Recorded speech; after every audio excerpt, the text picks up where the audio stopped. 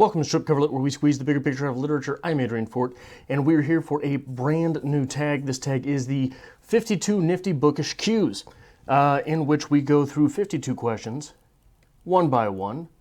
Mainly, this tag is meant to be sort of an either-or type of tag so that it doesn't take too much prep time, but there's a few questions right up front that will maybe require reading beforehand. The first is, what book are you reading right now? And for me, pardon me, I'm going to go with something that is not taking place on the channel, but may become a series, I'm not sure. And that is The Sounds of Poetry, A Brief Guide by Robert Pinsky. And this is breaking poetry down much in a way that I've never really cared much to think about it. So it is definitely challenging me and challenging the way that I read poetry, and hopefully maybe just changing a little bit of the way that I write poetry as well. Number two is, what is the last thing you highlighted? And for me, this comes from The Sound and the Fury by William Faulkner, which is quite possibly the most difficult thing that I've ever read so far. But this comes from page 104. Father said a man is the sum of his misfortunes. One day you'd think misfortune would get tired, but then your time is your misfortune, Father said. Father said a man is the sum of his misfortunes. Maybe that's old Southern charm. Maybe that is a phrase which goes back millennia. I have no idea. This was the first time that I had encountered it, and it seems to summarize everything I've read from William Faulkner for sure. But it is also something that is quite possibly a very good summation of the entire literary experiment. A lot of literature, what you're looking for is how close to the beginning does the character break. With Hemingway, a lot of times the character is already broken before you get into the story. With Faulkner,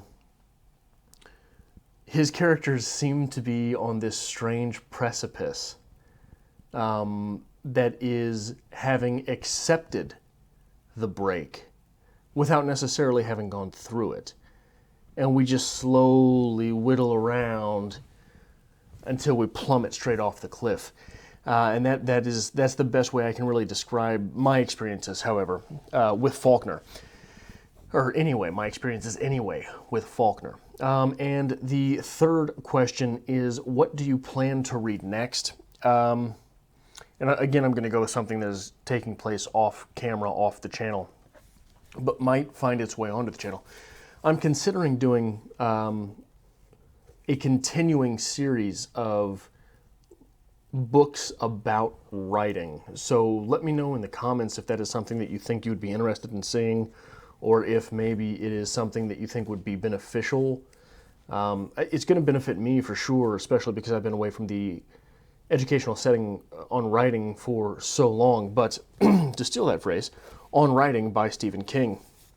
This will be my third read-through of the book, and I don't know if I want to make a series of videos on it. I'm not sure exactly how I would break it down for this one. So, for example, The Sounds of Poetry, A Brief Guide. This would be simple to break down by the chapters and subchapters. On Writing is a little bit different. It is basically half memoir, half how to write. And it's very interesting, and King is at his full height as far as readability, I think, in this. But it's, in its own way, a little bit aggravating.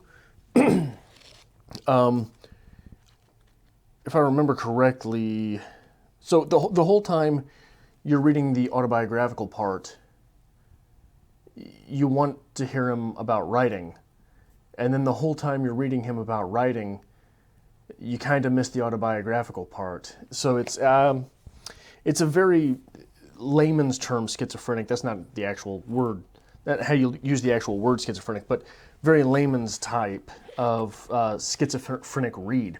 Number 4, one fiction writer, living or dead, with which I would like to grab a beer.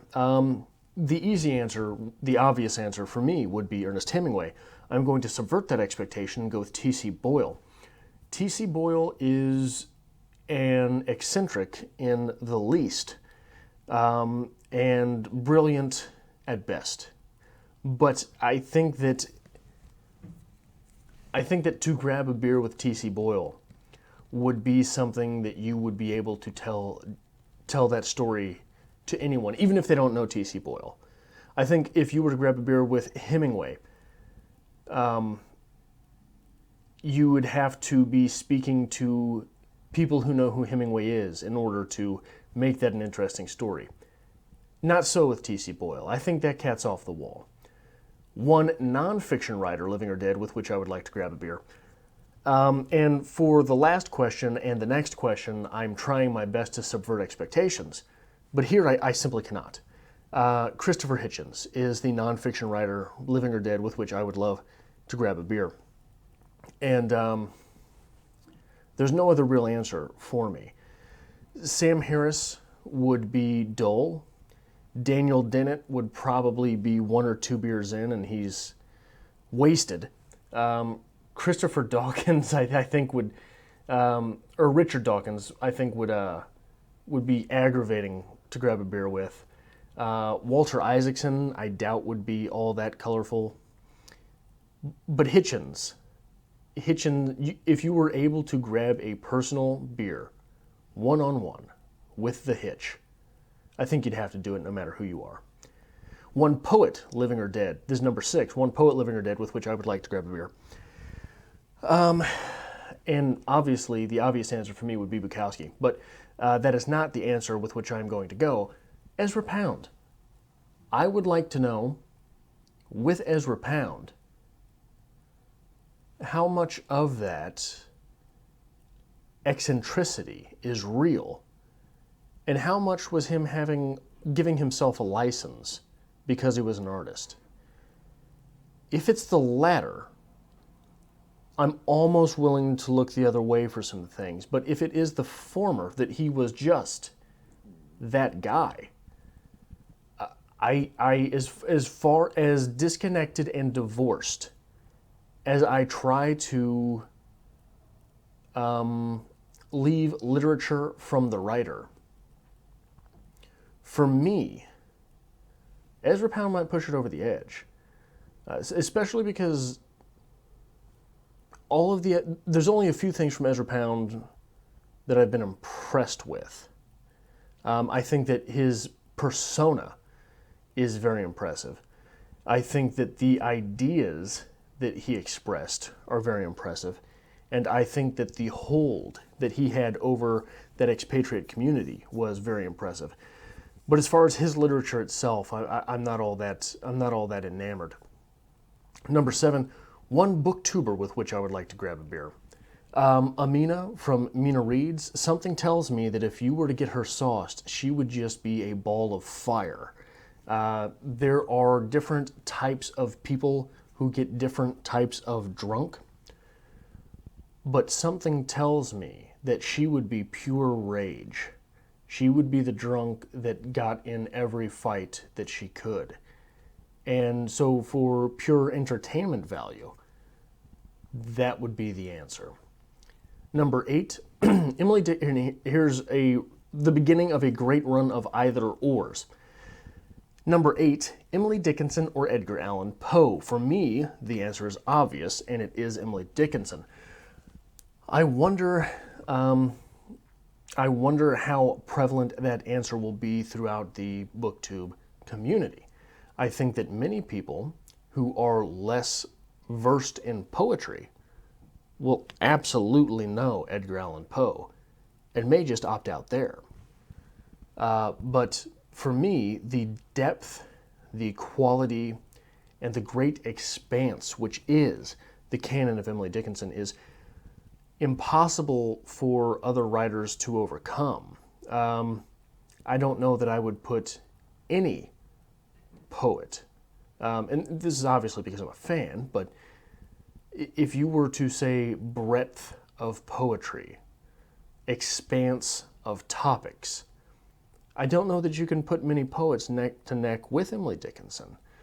Now, obviously, some of her poetry gets extremely esoteric, regrettably so, in fact. She seems to meander in the middle of most of her poems. In the poems where she does not meander in the middle, she might lose it completely at the end. But the constraints of poetry, I think, are... The constraints of poetry serve Emily Dickinson in her quest to make points. The constraints of poetry reduce Edgar Allan Poe to turning tricks on the corner almost. If you look at some of the sing-songy types of things that he wrote, compared to his short stories, it is obvious that the guy was working with a lot, but when he funneled it through poetry, sometimes it squeezed down to a trickle, if that makes any sense. Number 9, Hemingway or Fitzgerald. There are some questions in life where the answer is just all too obvious, and no matter how big a fanboy you might be of Fitzgerald, I don't think that anyone could be correct or provide enough justification for picking Fitzgerald over Hemingway. Novels, maybe, sure, I'll give you that, but the quality of work, there's nary a page of Hemingway, short story or novel, that might not have something to offer you. Fitzgerald, in his short stories, to my experience, meanders so bad at times that I don't want to read it. I don't even want to finish the short story. Number 10, Jane Austen or Charles Dickens. For me, the answer is Jane Austen. Jane Austen is a writer with which I struggled mightily, and I continue to struggle mightily. But I think that there is, dare I say, more subversive a nature to Jane Austen than to Charles Dickens. And that subversive nature, that little wink and nod, a bit of a cheekiness, if you will, is something that, especially for that era of writing, I enjoy.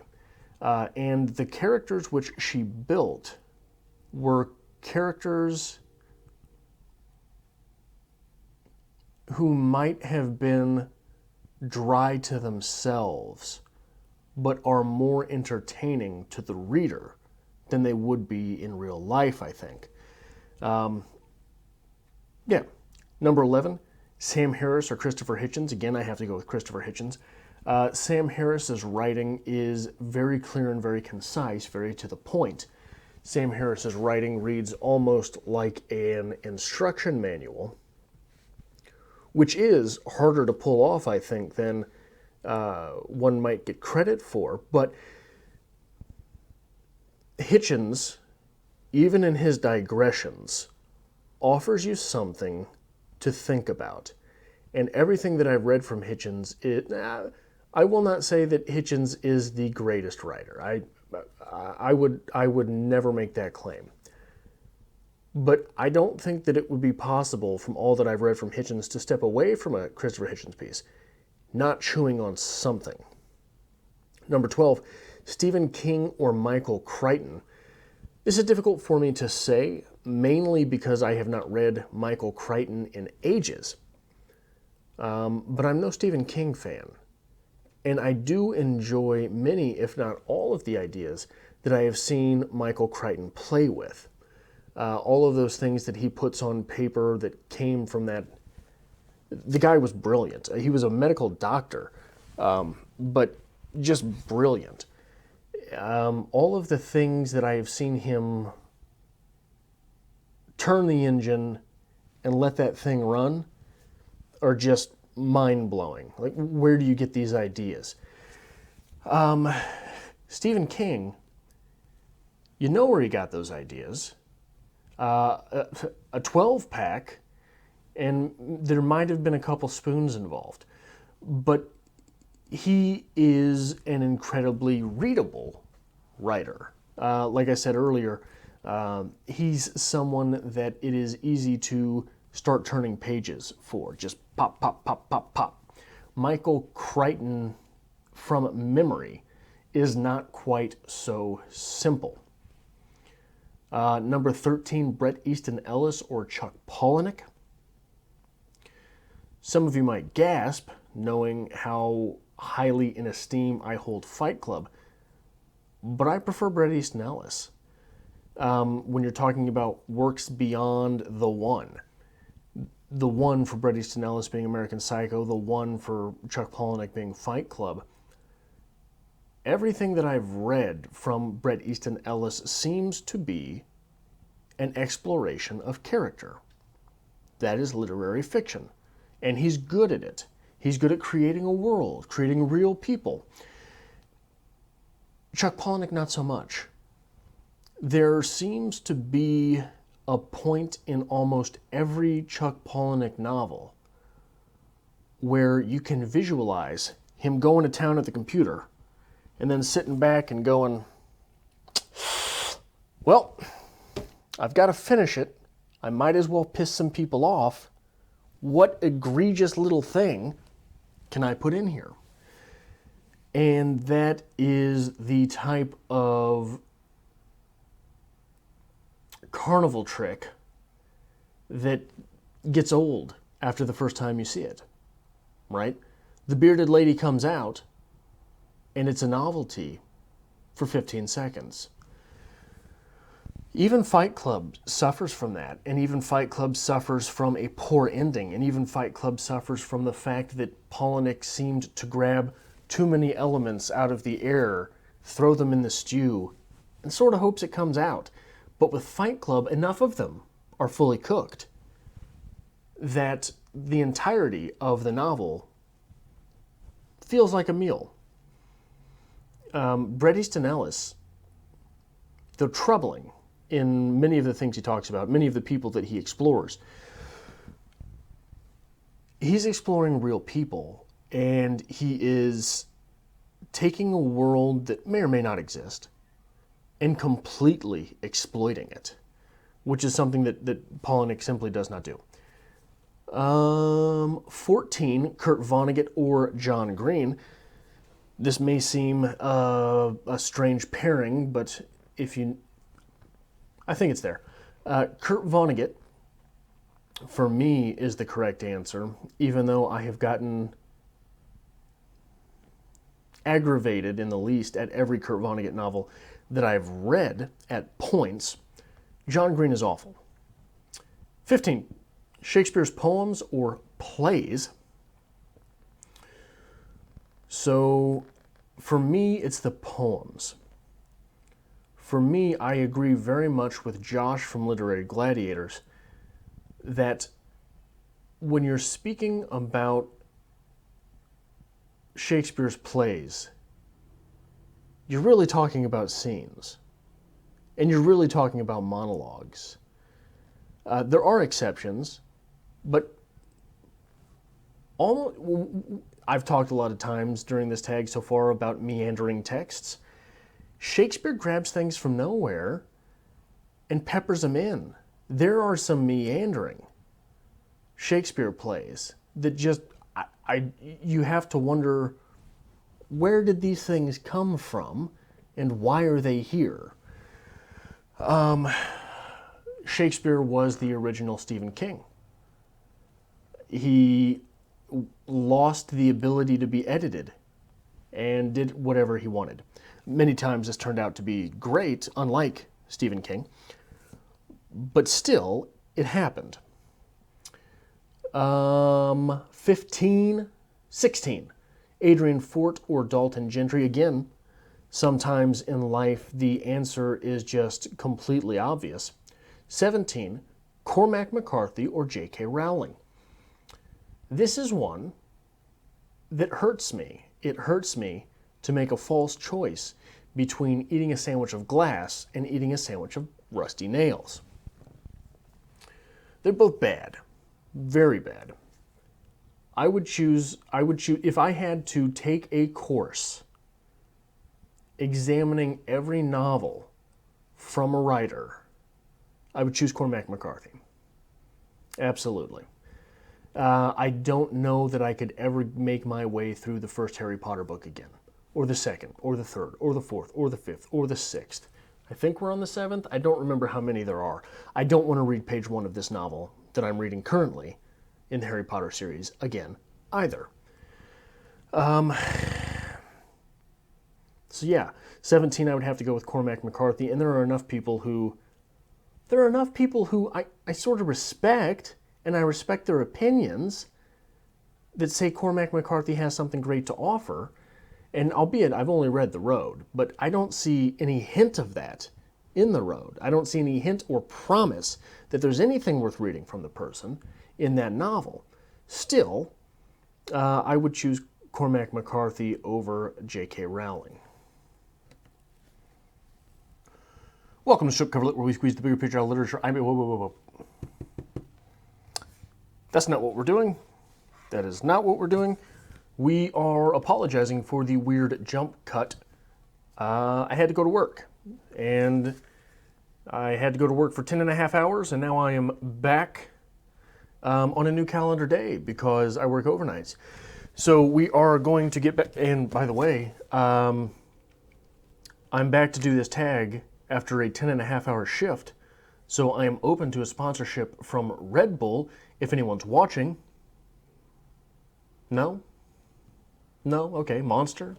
Amino Energy? Anything, really, at this point. I'm open to it. But where were we? Number 18. Number 18, yes. Hannibal Lecter or Voldemort. As tempting as it is to say Voldemort because he gets to inflict pain on Harold Poitiers, I've got to go with Hannibal Lecter. Hannibal Lecter is one of the greatest villains of all time. And ironically enough, I'm going to be tagging Amy from the Dusty Bookshelf in this tag, as she is just going through the Hannibal Lecter series. So it'll be interesting to see her thoughts. She's already dropped, I think, 2 of her reviews on the series. I've not had the chance to watch them yet, Amy. I apologize. Number 19, T.C. Boyle or George Saunders. This is one that especially pains me because I think that George Saunders is probably the current king of the short story. But T.C. Boyle is no punk in that realm.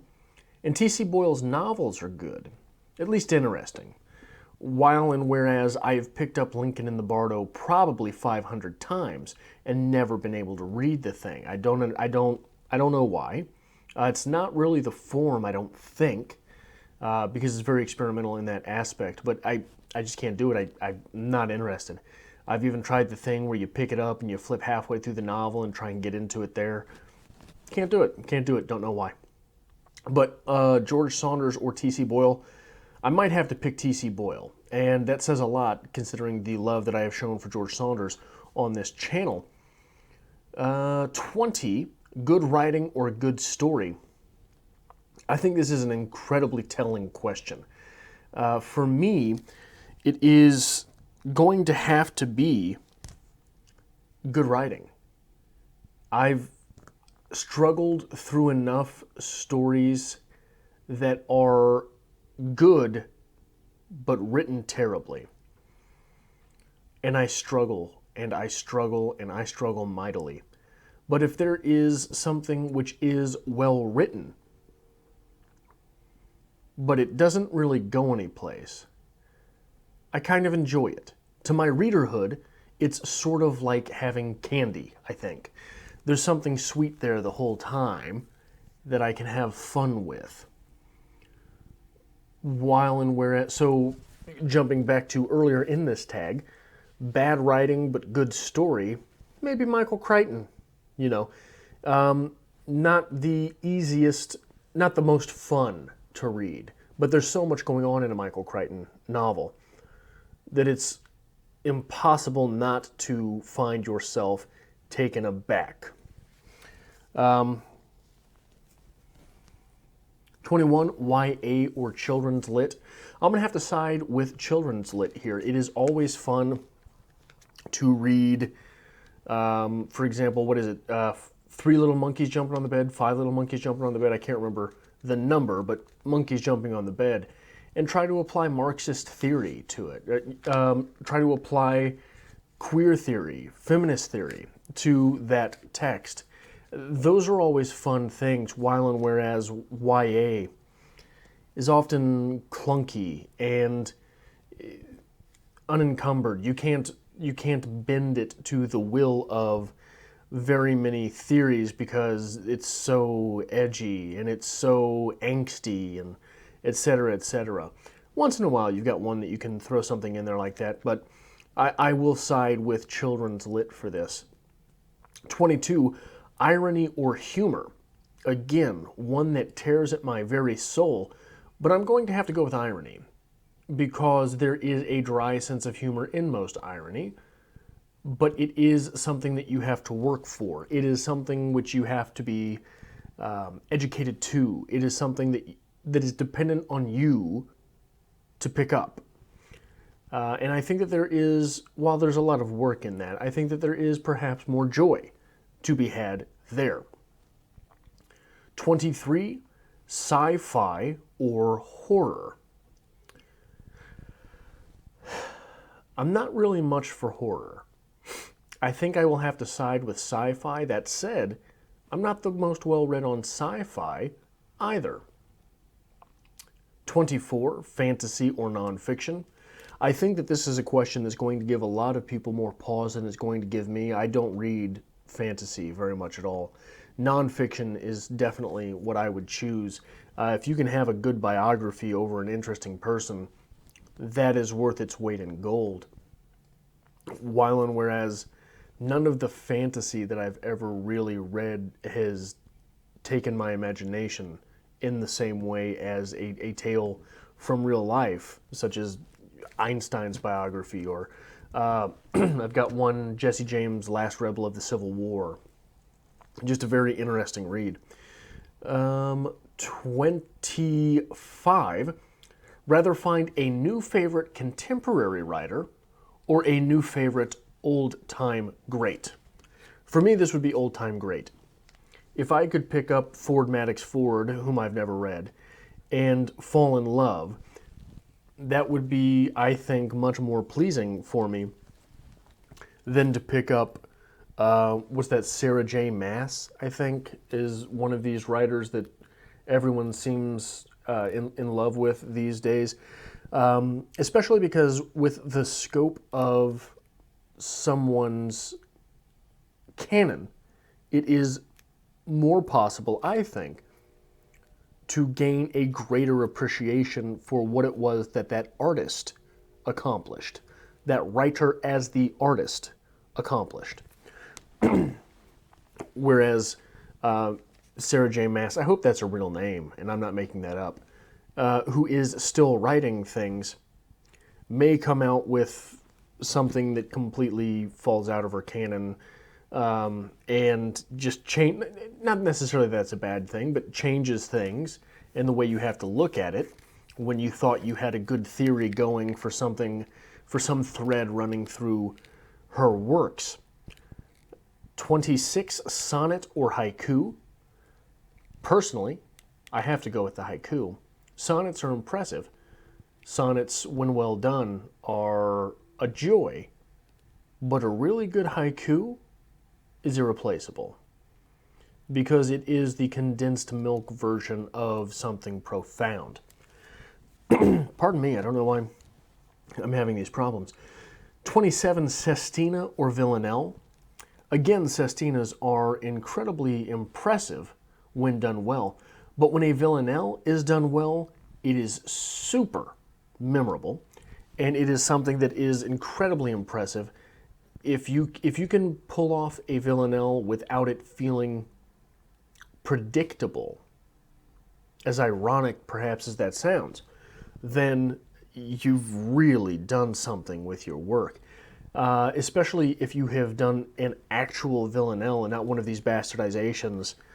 I'm all for taking liberties with the form, but I think that some of these attempts go a little too far, changing things too much so that they are no longer a Villanelle. You just wanted to call it a Villanelle because perhaps it started that way, but it was very bad, so you made a few too many tinkers and it became a stinker. I'm proud of that. 28. Spend the evening at a library or a bookstore. For me, it's going to be a library. People are much less likely to talk to you there. It's going to be a lot more quiet. And I feel guilty pulling books off of the shelf at a bookstore and leafing through them for too long. At a library, it's expected. 29, magazine or Wikipedia article. I think this is one that people might not think much about, but I think it's an interesting question. Magazines, especially for a writer, can be quite useful. If you are trying to get into the head of one of those prepper people, you pick up Prepper magazine, and you figure out some of the lingo fairly quickly. You pick up an issue of Recoil off the shelf, and you pick up some lingo fairly quickly. You want to get into the head of a 17-year-old girl. You pick up what they're trying to sell to 17-year-old girls, and you can form an opinion. Perhaps it's not the most accurate, but you get to form an opinion. You get to pick up on lingo that perhaps the demographic in question would use. But I really like Wikipedia. And then you get to click on the sources at the bottom, and then you get to look at related articles, and then you get to click on all the hyperlinks in blue. I'm going to go with Wikipedia. 30, dictionary or encyclopedia. Yes, I am from the generation, perhaps the last generation, that had both of these. I still have several dictionaries around my apartment, but I do not have currently an encyclopedia set. That said, because of Wikipedia, I'm going to side with dictionaries. I've always found great use in dictionary. The serendipity of flipping open a dictionary to a random word and learning it has always proven, at least in some form, fashion, facet, and or manner, fun for me. 31, the writer I would like to write my biography. I've mentioned him a couple times, this tag. Bret Easton Ellis. If you can live your life in a way that you become a Bret Easton Ellis character, that would suck. But if you can have the type of ambiance, perhaps, carried by a Bret Easton Ellis character, or by a character that Bret Easton Ellis would be interested in writing about, then people will definitely remember you. So that would mean something. 32, I do or do not highlight in my books. Of course I do. That's what books are for. Books are not to be pristine and pretty and sit on a shelf and be untouched. Books, the dirty little things, are the most in-depth exploration that humankind has on any given subject or on any given characters, which become a certain subject. So to think that they are pristine and not to be tampered with, I can't stand this meme going around the Twitter sphere. Twitter, by the way, is just toxic. I don't know why people spend time on there.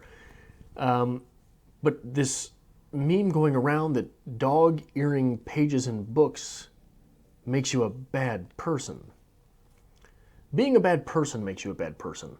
Dog-earing pages in books means you wanted to remember where you were. Perhaps it means you wanted to remember where a highlight was. Use the things. Don't look at them. Use them. They're tools. Books are tools. 33, I do not write in my books. Of course I do. They're tools. Books are to be utilized. Books are to make you a better you.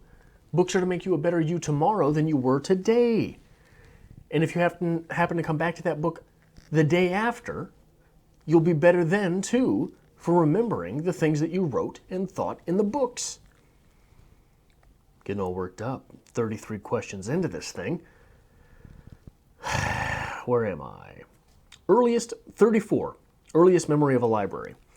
For me, this is the Mid-Continent Public Library on Antioch, from where I will probably be uploading this tag tomorrow, or tonight still. I've got to edit and upload it tonight to get it to post by tomorrow. But they had my father went to the library because of the audio cassettes. That's how old I am. And I remember I spent most of my time in the library in the children's section, and my mother read true crime novels, which I don't know what it is, and perhaps this is just a strange observation that I'm making, but the only people I've ever known that read true crime novels or listened to true crime podcasts or watched documentaries on true crime are women. And that's a bit worrying. What are you guys up to? Huh? Anyway, they had one of those things which has it's one of those wooden bases, and you've got metal wires that go all sort of like a roller coaster, and then on one of them you've got dinosaurs that you spin around, and another one you've got little farm animals. I'm delirious at this point, but that is my earliest memory of a library. 35, last time you went to the library, about 3 days ago. I was uploading a video. A lot of our Instagram pictures happen at libraries, and a lot of would-be Instagram pictures happen at libraries that I then forget to post. 36, have you ever stolen or accidentally stolen books from a library? Of course I have. That's why my family never returned to the Mid-Continent Library on Antioch. But more recently, I accidentally stole Richard Seichen's Crush. I accidentally stole, I think it was the 2016 Writers' Market. And I don't know why. I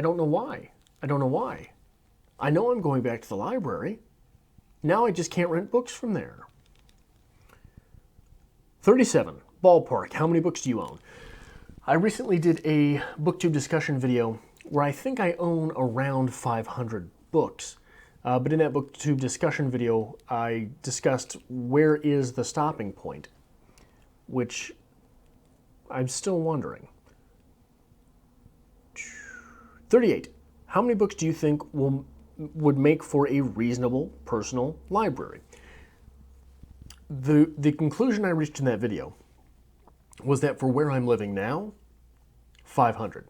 I'm probably right at the threshold of what it is reasonable to expect, the reasonable percentage of my living space that can be expected to be dedicated to books. I'm right at that precipice.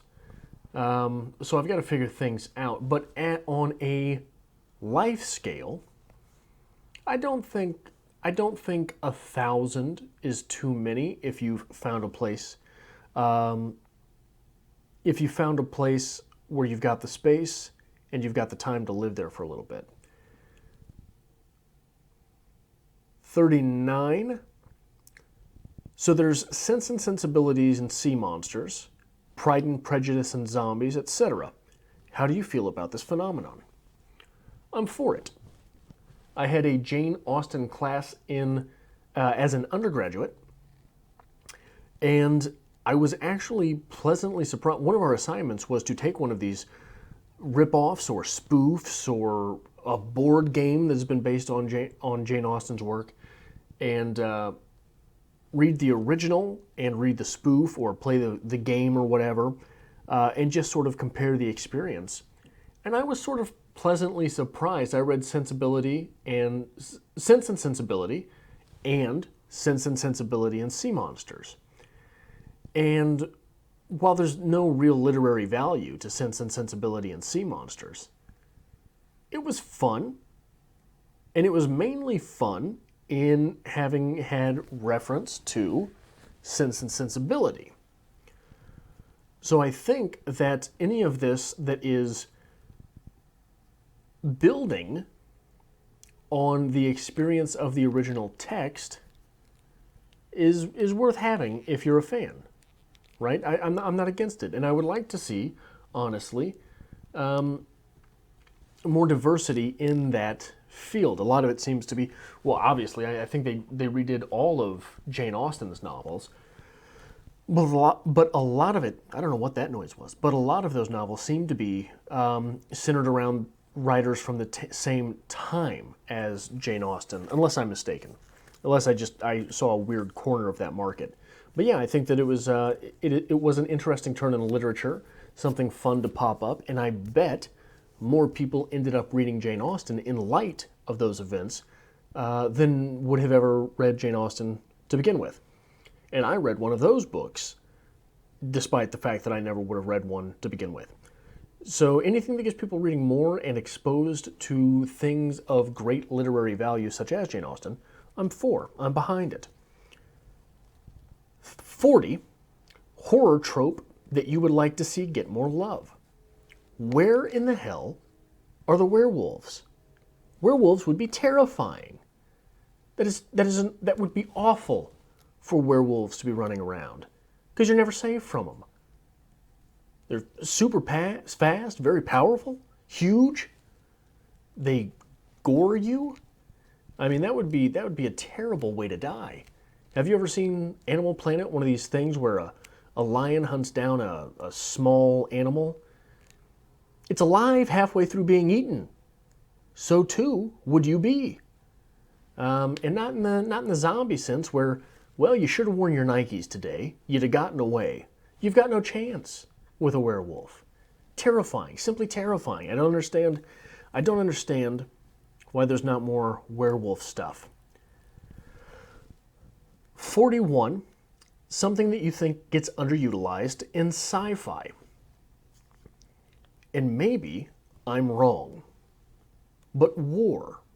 I think that war is underutilized in sci-fi and overutilized in fantasy. And I wonder why that is, at least for what I've been exposed to. And perhaps there's a lot of dystopian future in sci-fi that I've read. There's a lot of, and again, I'm limited in the sci-fi realm. There is a lot of mystery wars that happened in the near past of future stories.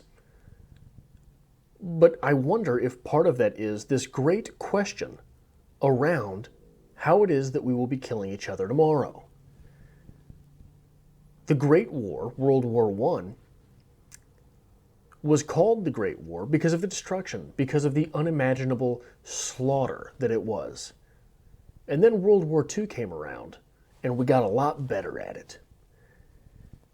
The devastation around something such as the atomic bomb was so unimaginable, and you could not convince me anyone who wants to write science fiction is not very familiar with the unimaginability of the atomic bomb at the time that it was dropped.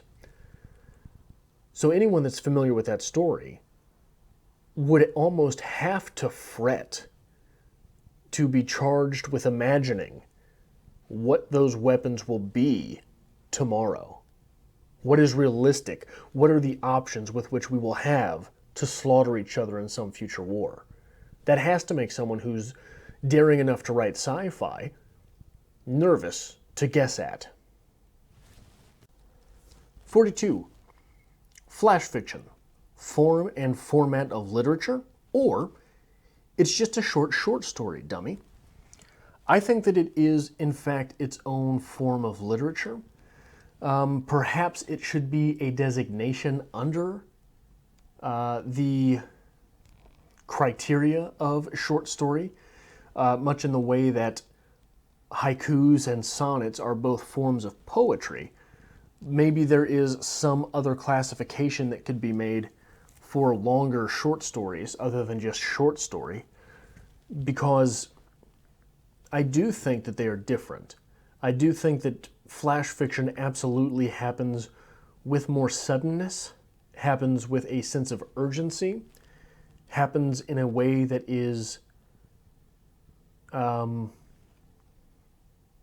different, unfolds differently than does a short story, and very much by necessity in most cases. So I think that anytime something is that ingrained into the process of writing and consuming, it definitely merits its own consideration. 43, if you could own one book from all of history, what would it be? There's a lot of fun answers. The Devil's Bible, the Voynich manuscript, is that what it's called? I think anyone who is into literature in general, atheist or not, would be interested in owning a Gutenberg Bible simply for the historical value of the thing and how amazing that would be. But for me, probably if I could hold the original Red Book from Carl Jung, that would be something phenomenal. Even just to see the original would be something possibly life-changing. 44, audiobooks. The same as reading? No. I am not devaluing audiobooks, but it's not the same thing. I think that there is a lot. I can't do audiobooks, by the way. I just can't do them. Like, I don't want it to sound like I am disparaging audiobooks. I can't do it. I don't have the discipline for it, and it is not the same as, so reading, if you read long enough that your mind starts to wander, you can stop and then come back to it. With audiobooks, I don't recognize my meandering mind. I don't recognize my wandering eye. It just happens, and then I'm like, oh hell, where did I stop? So, and plus the fact that the, as earlier mentioned, highlighting, annotating, things like that are very different. You don't do that with audiobooks. And I think that while I am not disparaging the form, and I am not degrading it, I think that lessens the experiential value of audiobooks when compared to reading, if that makes any sense. It is difficult to pick back up on hour 6 of It by Stephen King and remember that thing that Pennywise says and how it relates back to hour 2 and why thematically those things draw together and show you why at the end he's a spider. You don't get that. 45. Most literary songwriter of your lifetime.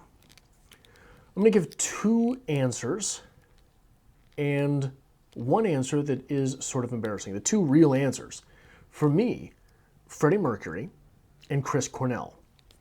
Freddie Mercury is in the vein of... Freddie Mercury feels very much like the Expatriates to me. These songs are soul-searching and they are very personal in ways that the Expatriates wrote.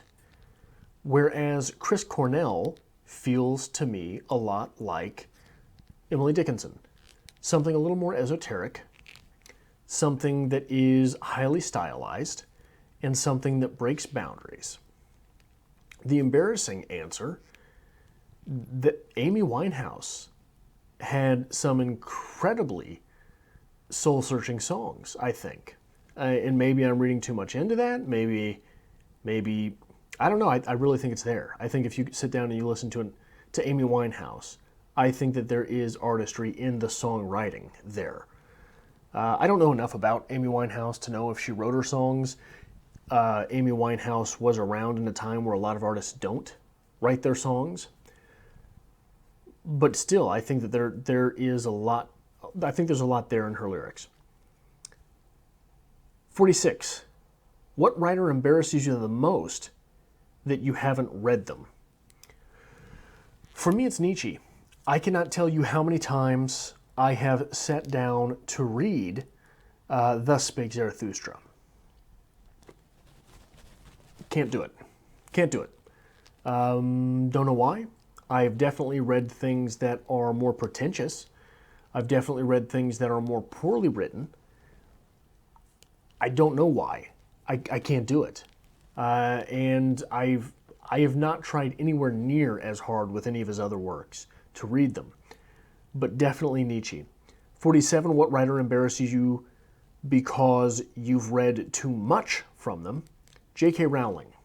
It definitely pains me to say that within a couple months, I will have read the entire Harry Potter series. I thought for the longest time I was going to skate by in life and never have to have read those stories, but here we are. 48. What is a biography you are looking forward to reading? I have talked about Leonardo da Vinci by Walter Isaacson too much on this channel, so I will skip that one for now and go with Hemingway's Boat, Everything He Loved and Lost by, I think it's Paul Hendrickson. 49, do you have a dream reading cubby? I do. I want at some point in my life to have done enough to warrant buying a house in which I can put my very own personal library. The one where all four walls are lined with my books. I have a big oak table with one of those accountant lights, you know, and there I can read and compose. That is my dream reading place.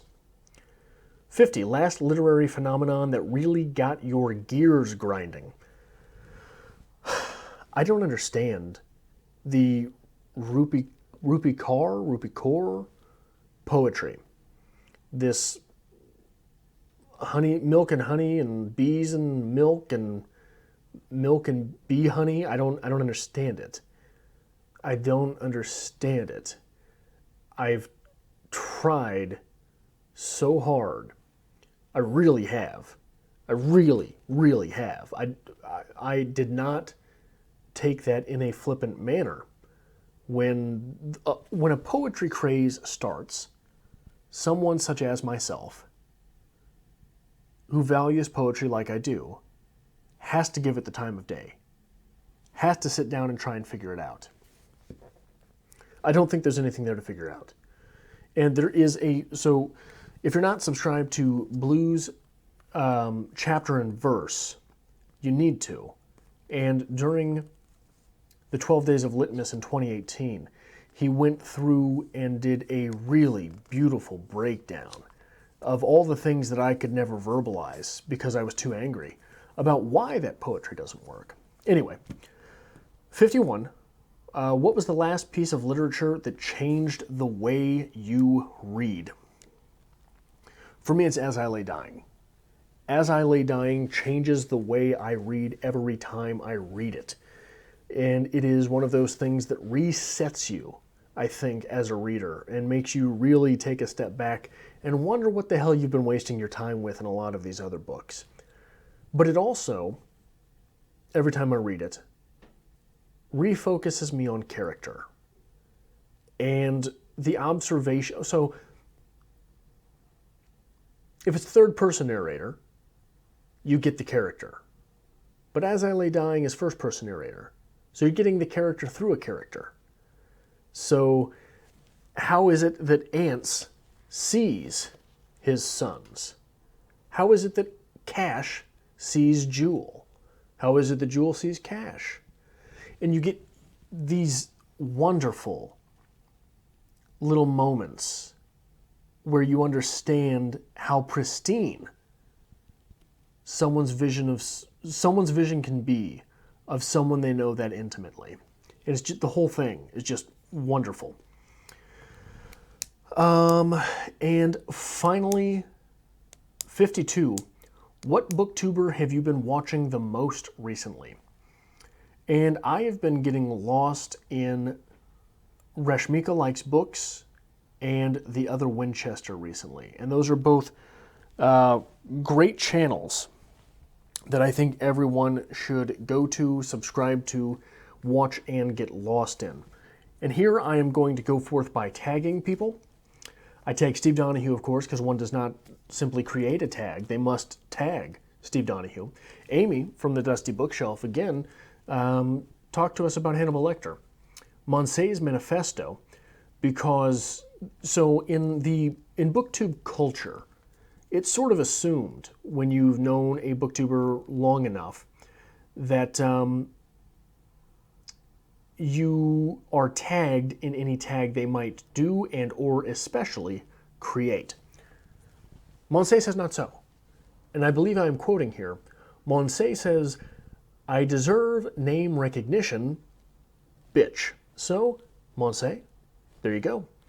The Other Winchester, Mina Reads, Chrissy Books and Berries, Bookish, Old Blues Chapter and Verse, Literary Gladiators, Books I'm Not Reading, Celia, Very Fancy Doily, Literary Labors, Laura Pora, Challenge Thy Shelf, Iffer's Inklings, Hope Reads, The Book Gypsy, That's What She Read, Michael McGrath, Richardson Reads, Run Right Reads, Basking in Books, Boho Bookworm, The Piping Artist Steph. I know you're not technically a booktuber.